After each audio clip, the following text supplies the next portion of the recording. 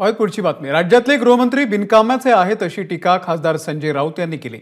वरळीच्या रस्त्यावरती मराठी महिला गाडीखाली अक्षरशः चिरडली गेली, पण राज्याचे गृहमंत्री अजूनही काही बोललेले नाहीत अशी टीका राऊतांनी केली।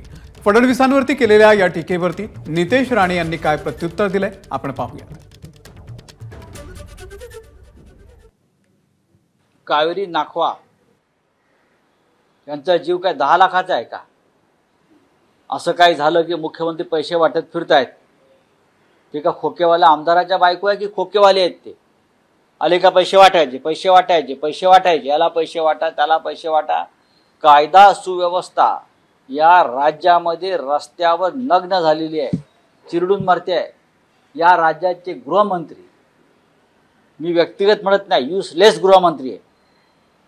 आतापर्यंत इतकी मोठी दुर्घटना मुंबईच्या रस्त्यावर घडली, गृहमंत्र्याकडून साधं निवेदन आहे, साधी संवेदना नाही आहे।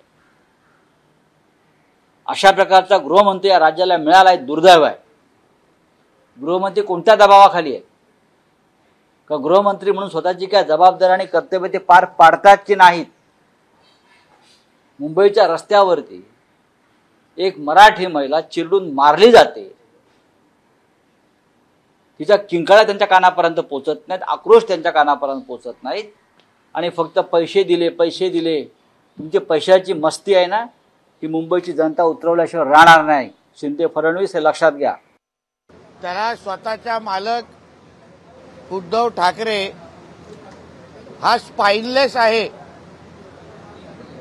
हे त्याला अजूनपर्यंत दिसलेलं नाही।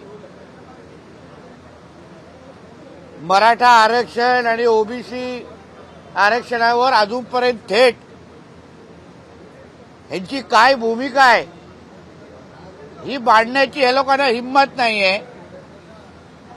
आणि दुसऱ्यांना युजलेस बनवण्याच्या अगोदर, बोलण्याच्या अगोदर, तुझा मालक उद्धव ठाकरे किती मोठा स्पाइनलेस आहे ह्याचा पहिला तू अंदाज घे।